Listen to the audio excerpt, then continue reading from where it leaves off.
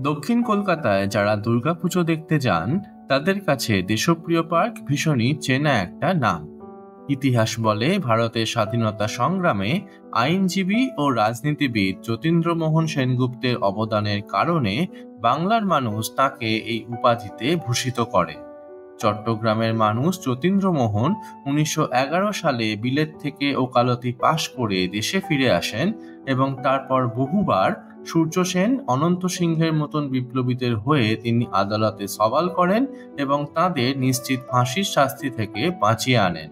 1925 সালে তিনি দেশবন্ধু চিত্তরঞ্জন দাসের স্বরাজ পার্টির সভাপতি হন এবং পরে 1929 সালে কলকাতার মেয়রও হয়েছিলেন।